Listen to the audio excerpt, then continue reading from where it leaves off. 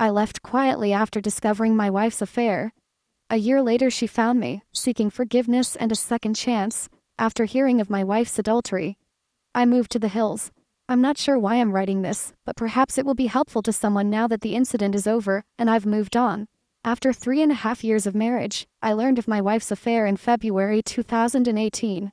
I worked a contract job that occasionally required a lot of travel, but also permitted me to work from home when I returned. As a director of a technical sales company, my wife held a very lucrative position. Although things had become a little strained due to her working longer and longer hours and me traveling for work, we still had what I would call a fairly excellent marriage. Background: 5 years ago at a cookout hosted by a mutual acquaintance, I met my wife, who is now my ex. We immediately clicked after we started talking. To be honest, I felt that being with a woman who was so attractive and articulate was a huge advantage. My rough around the edges demeanor somehow appealed to her. After a few weeks of dating, we found ourselves smitten with one another. When we would meet at each other's apartments, the clothes simply flew off. After 18 months of dating, we eventually got married and moved into a large apartment while saving for a down payment on a home. Things began to change after the first 3 years of marriage. Even though I still had feelings for her, I noticed that she would argue over little matters. When I mentioned all the late hours and the increasingly regular work outings, she would grow irate.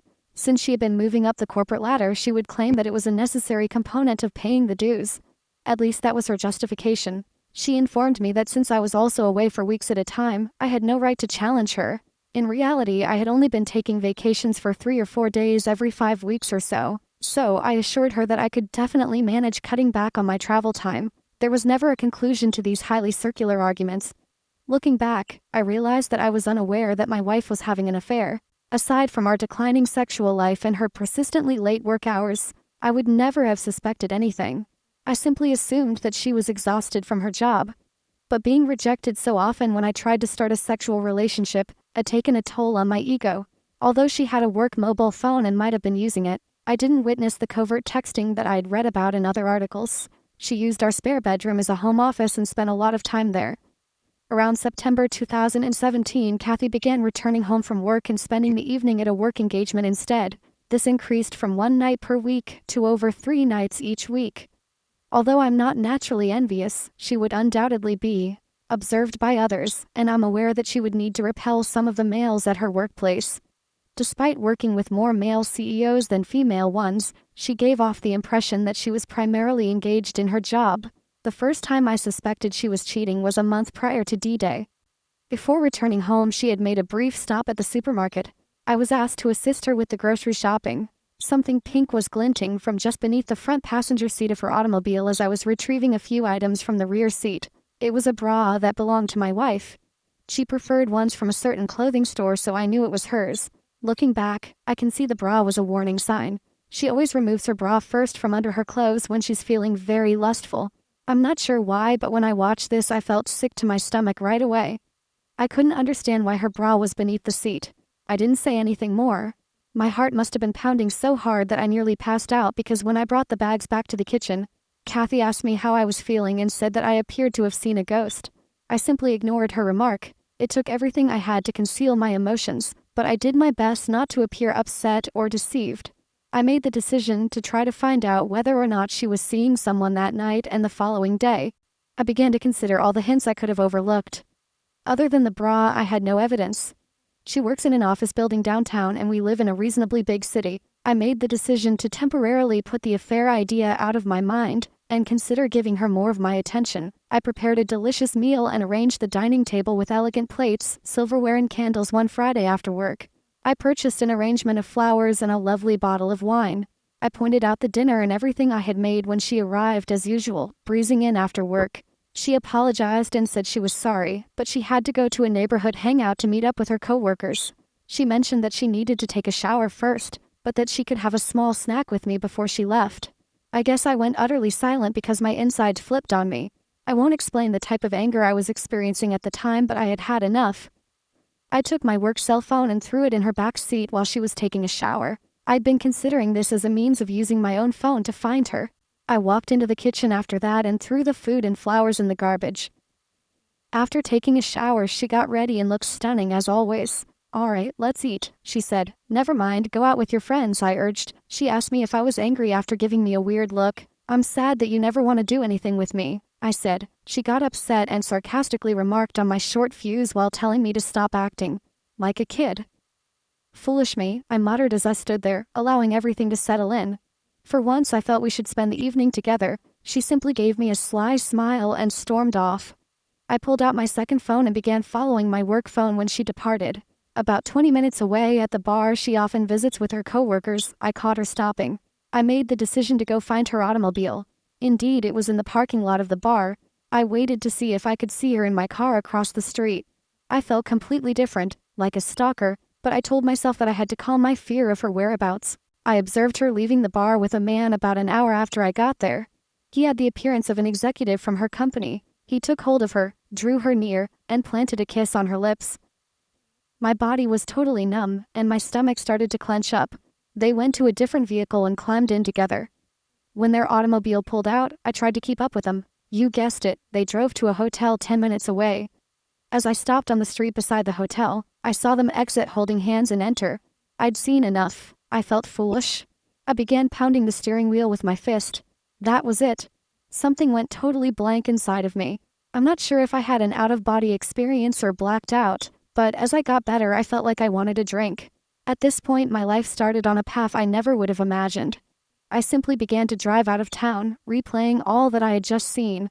I was crying out of anger, as much as I hate to admit it. I located a pleasant little tavern on the outskirts of town, some 30 miles away, and stopped in. I ordered a drink while seated at the bar. The bartender, a lady, said that I looked like someone had taken the wind out of my sails, so I guess I looked like death warmed over. I answered, half smiling, "You could say that." A man sat down beside me and struck up a discussion even though I didn't feel like talking. There was something about this guy that put me at ease. We struck up a conversation, and eventually, my wife's infidelity came up. I told her that all I wanted to do was get away from her and forget about her. "You're not alone, buddy," he replied, giving me a back pat after giving me a quick glance. "I experienced that a few years ago. I think there's a reason why these things occur. Your life can now take a positive or negative turn. I assure you at this point everything is totally up to you." His remarks for some reason jolted me out of my gloom. Even though I was aware of my pain, I've always been able to see things rationally, and he was absolutely correct. We identified ourselves. Ray was his name. I really liked his salt-of-the-earth vibe, even though he was more of a country guy. "Are you going to move out?" he inquired. I suppose I never thought to look that far ahead. I had a fight-or-flight response going on, and I knew I didn't want to be around this woman any longer. "I have an idea, and I feel very sympathetic to your situation," Ray added. "When the time comes, I have a mobile trailer on my land in case you feel the need to go. It might require some work and isn't very good. Why don't you visit and see if you could imagine yourself briefly residing in anything like that? I'll give you a terrific bargain on it. At least you could even park it on a lovely piece of property I own. I would appreciate it if you could watch it for me. It could be beneficial to escape your predicament, just a thought."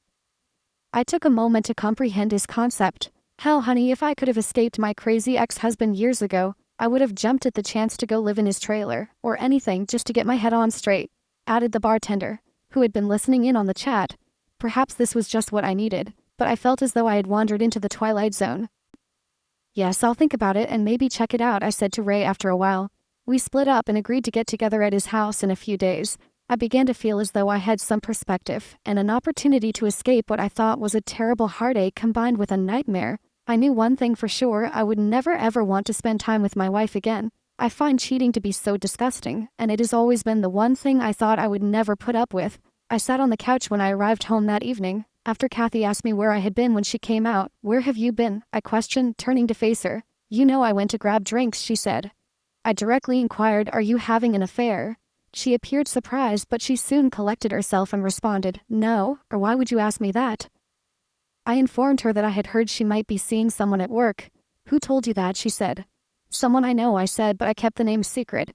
After saying "You're being ridiculous," she accused me of being intoxicated and insane and inquired about my whereabouts. "We're going to a bar to enjoy some drinks with our friends," I remarked. Despite her obvious desire to ask more questions, she returned to our bedroom and went to bed. Now that I had proof that she had been deceiving me for months, I made the decision to sleep on the sofa. I couldn't sleep at all because I kept seeing her in bed with this guy. I felt sorry for myself, disgusted and hurt, but then I thought about Ray's trailer. The thought of it cheered me up, and it was almost like a revelation. Something must be wrong with me since the fight-or-flight response automatically activated amid the pain I was experiencing, and I preferred the flight response. We didn't talk much the following morning and carried on with the weekend as if nothing had occurred. I scheduled a meeting with Ray a few days later. I noticed that Ray had a lovely ranch when I got there, and the trailer was actually quite nice, about 26 feet long and fully furnished. It brought back memories of a fun spring break trip I took with pals while I was in college. Ray accepted the money I offered him for the trailer. To be honest, I almost took it from him. I drove over to see his ranch property after he gave me directions. There were hiking and biking paths close by, and the area was lovely, with lots of trees and scrub vegetation. Ray had a little cabin on a hilltop overlooking the property, with electricity and water accessible for the trailer, and it was close to the foothills of some mountains. Ray promised to set up the trailer for me and pull it to the location. I tried to get Kathy to come clean over the course of the following few weeks, but all I got was gaslighting. I even bluntly warned her that there would be no turning back if I discovered she was cheating. As a result, she became even more engrossed in her affair fog and began to lash out at me with denials. I nearly laughed at how awful the denial was. I scolded myself for not capturing pictures of the two of them, and I had no tangible evidence that she had cheated. I decided that I wanted to leave this marriage after going through this emotional anguish. Instead of communicating my feelings to Kathy, I simply began planning. While she was at work, I started quietly removing my possessions from the apartment and transferring them to the trailer. At least I felt like I was doing something about it. I saw a difference in Kathy during this period. Although she had been behaving more politely toward me, I believed it was too little, too late. I felt I needed a break too, so she kept going on company outings. After work one night I got ready too, just as she was leaving. After glancing at me, she inquired about my destination. All I said was, meeting up with some friends. You wouldn't enjoy all the shop talk and you don't know them. I interrupted her as she began to ask more questions. She used to say precisely this to me whenever I asked if I might accompany her on office excursions. "All right, have a good time," she added, with a somewhat offended expression. "I definitely will," I replied. I began making new acquaintances while working on the trailer and hanging out with Ray at the bar. I felt better after spending time with Ray's wonderful family and friends. I also made the decision to cut back on my drinking because I didn't want to form any unhealthy habits. I knew better than to drown myself in sympathy, even though it would have been so simple. At this point, Kathy informed me that the next week she would be traveling for work. She stated the executive team and a few department heads were going when I inquired who is going. "I hope you have a great time with your boyfriend," I added, glancing at her. I immediately regretted saying that because it sparked a furious argument. Although, as Ray had informed me, it didn't really matter. I now regret not knowing more about her affair partner, AP. "It doesn't matter who the other guy is," Ray replied. "The fact that she chose to leave you is all that matters. She destroyed the marriage, whether she admits it or not, brother. Facts are facts. Ray ought to write a book for the betrayed. Damn it, I had the ideal opportunity to move out entirely during Kathy's work vacation. When she was gone, I collected everything valuable that was mine, including clothes, laptops, and equipment. I didn't take any shared goods or furniture. I left a note before I left. It was a lengthy explanation at first, but I chose to make it brief. I wrote, 'I hope it was worth it,' on a piece of paper. On top of the note on the kitchen table I set my wedding ring. I felt like a great weight had been lifted as I left. I was liberated. The hurt would take time to heal and there would be baggage to cope with, but I had started. I needed time to myself and to swiftly and quietly get rid of her. The fact that I hadn't challenged her or coerced a confession didn't make me proud. I hadn't screamed or shouted. She didn't deserve it, in my opinion. She disregarded everything we owned, including our plans for the future, our aspirations for a home and a family, and now it was all gone. There was no turning back. I owed her absolutely nothing. She could handle the consequences. I hadn't planned anything or called a lawyer. I just wanted a new beginning and some clarity. The air from the mountains was just what I needed when I got inside my trailer. I resumed running the next week, and it was wonderful to be alive. Kathy texted things like, "We just landed. We're having a team dinner," and so on while she was away. "Where are you?" was the question in a few mails. "Why haven't you gotten back to me?" I didn't answer. My phone exploded with calls and texts when she got home. She kept trying to get in touch with me, but I ignored her. Her mother also tried to phone me after the first day, but I didn't pick up. She didn't try to engage my father because we aren't close, and he is the only member of my family that I still have. Her messages grew more urgent after she was ignored for a week. "What is this?" was one of the texts she sent. "We must speak." "I'm not sure what you believe you know, but nothing is happening. There isn't an affair going on. She finally texted me after a week of not answering saying, "I'm sorry things got out of hand. It didn't matter that I was involved with someone at work. You were absent a lot while I was preoccupied with my work. I simply made an error. I intended to terminate it." An error? I'd been waiting for this confession all along, yet somehow it only made me detest her more. Why was she unable to be truthful? I didn't have any dreams about a future with this woman. Errors don't persist for 6, 8, or a year. Her pleas for me to return and work on the marriage eventually grew pitiful.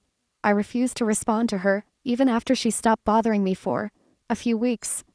I didn't want her to learn where I lived or to snoop around in my life. I didn't want my haven to be destroyed by this woman. She then began sending nasty texts like, "You're a coward. One day you refused to speak to me. You have no regard for us. Come home please, so we can discuss. You're where? I am able to visit you, Paul. Please let's chat and make things right." Damn it. Although I don't recall all of the texts, they all appeared to be excuses with minimal genuine regret. In one ear I let them go, and in the other out. After a while I switched my mobile number. Update June 2018. I received an email from Kathy informing me that she had hired a lawyer and was going to file for divorce. I just said, "Okay, that sounds good." This led to a barrage of emails requesting that I visit her and other things. She wrote that she would stop bothering me if I consented to an uncontested divorce. After realizing this wouldn't work after I consented, I was genuinely free a few months later. After I moved out of our apartment, I never had to see her again. She seemed to care more about that than I did, even though neither of us had any closure. I would occasionally think of her for a few months, and yes, the grief would suddenly come to me, like when I heard a song we used to enjoy. After a while though, I simply stopped thinking about her.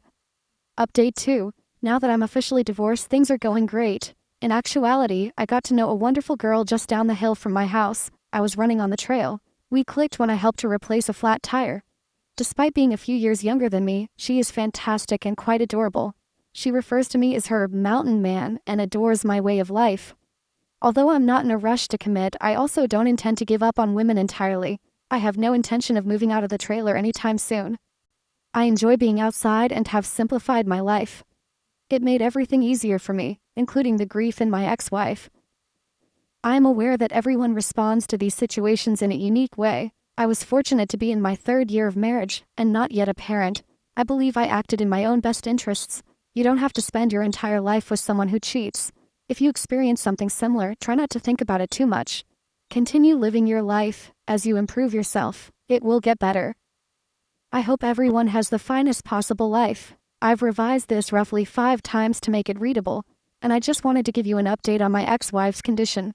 I was worried that my ex-wife was attempting to find me, as I indicated in my earlier post. I left our previous residence, which was around 2 hours away. I ran into her last weekend at a coffee shop I often visit in the town close to my home. It didn't seem like a coincidence to me. Fortunately, I managed to get away before she noticed me. 3rd update. I went into town this past weekend to get groceries and made a stop at my normal coffee establishment. I was utilizing their free internet to work on some paperwork for work. I finished and walked out of the coffee shop. I was on my way to my pickup when I heard someone shout, "Paul." When I turned to look across the street, I saw Kathy. I was being waved at by my ex-wife. Finally, Armageddon had arrived. She hurried across the street toward me and I stood there in disbelief. As though anticipating an embrace, she walked over and extended her hand. I stopped her in her tracks by instinctively holding out my arms with my palms up. She appeared to be in severe pain. Then she added, "I've been searching for you, Paul.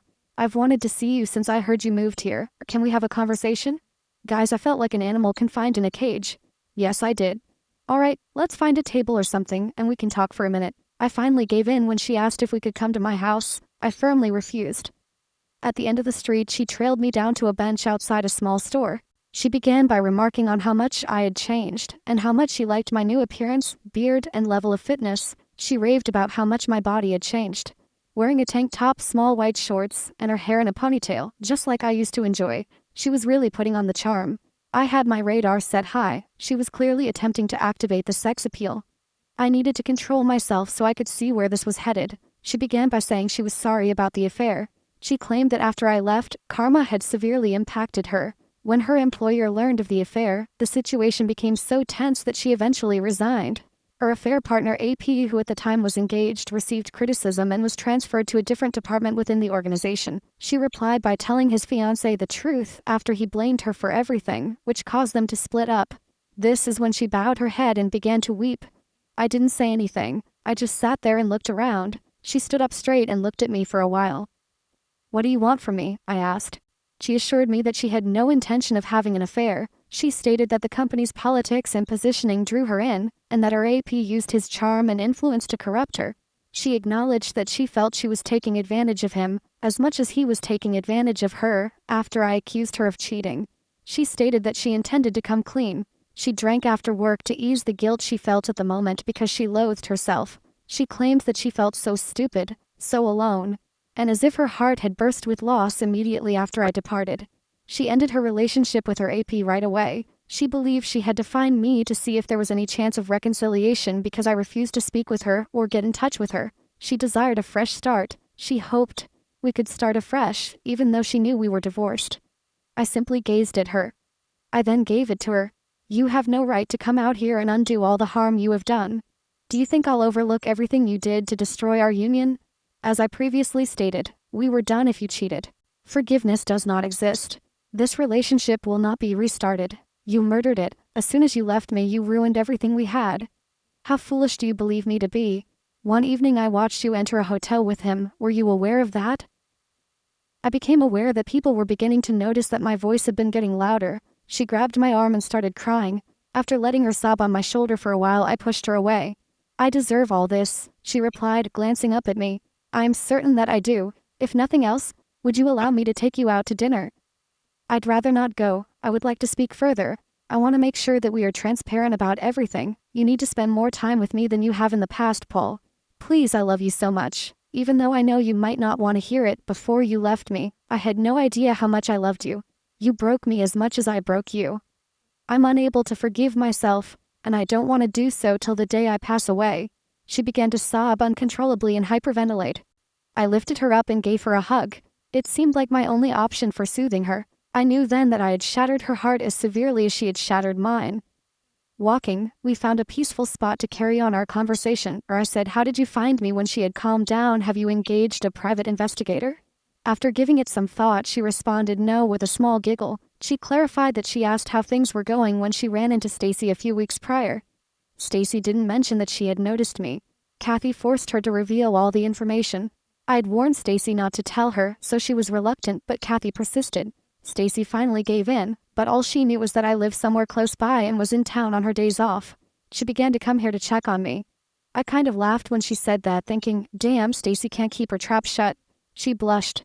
We ultimately decided to have dinner at a charming little spot with a patio. I made sure we didn't drink anything since I wasn't going to give her a reason to be kind to me or say she wasn't so inebriated that she couldn't drive back. In fact, we had a good conversation.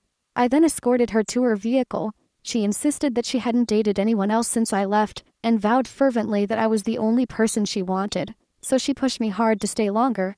"No, it's still way too early for me to go down that road," I informed her. She pleaded with me to come back, but I didn't say yes.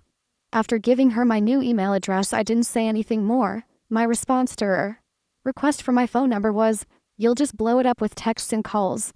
She wept over it, but in the end, she agreed with my choice. She promised to send me an email with information on returning to town the following weekend before she left. I asked her directly, "Would you have forgiven me if I had been the one cheating?" before she got into her car. "Yes, in time. But only if we saw a marriage counselor and worked through the healing process with lots of talking, maybe even a binding agreement," she responded after pausing to reflect.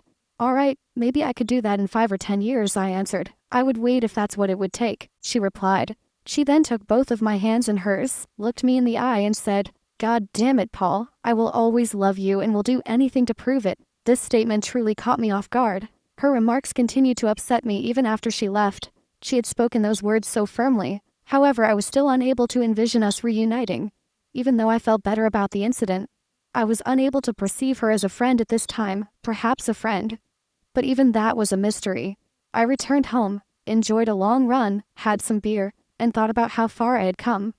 Could someone please assure me that she wouldn't destroy the tranquility I had created for myself? I had no idea. I had the luxury of time to sort through it and get perspective, but it was all still too vivid in my mind. Last update, most likely, this will be my final update. When I first uploaded my story to Reddit, the moderators kept taking it down. In summary, I ghosted my ex-wife for more than a year before she discovered me. She wanted to make amends and start over with us. You will be deeply disappointed if you thought I would be the typical beta blue pill fool and forgive her. She expressed her love and regret for the affair in a lengthy email she sent me last week. She offered to come out and stay with me for the weekend once more. My answer, I silenced her. I informed her that I had no plans to make amends with her. I'm totally happy living alone, taking advantage of my secluded position, and keeping things simple. At 32, I'm not in a rush to make changes. I have my own self-determination plan and have enjoyed the company of a few women and friends. I made it clear in my email response that I had no intention of reconciling and declined to provide her with my phone number. I no longer know or trust you because you made your bed. I hope the best for you, and perhaps we might become friends in the future, but not right now. She was annoyed by my evasiveness and responded in a telling way. She acknowledged that she had taken a job offer from a different state. Her true goal had been for me to accompany her, believing that my remote work would make the move simple. She wished we could start over somewhere new. She wanted to visit me in person to attempt to persuade me because she was running out of time before moving. Luckily for me, her time was up because I had a week of business travel scheduled. I'm grateful I will no longer have her in my life. She will soon recognize that her time with me is over, but I anticipate receiving a few more emails. She'll need to find someone else, and she might even cheat on them. To anyone reading this, make the most of your life, let go of the past, and give yourself the strength to go on. To all of you, good luck, thank you for watching. If you haven't subscribed yet, please do so and hit the notification bell to stay updated with more shocking real-life stories happening around you.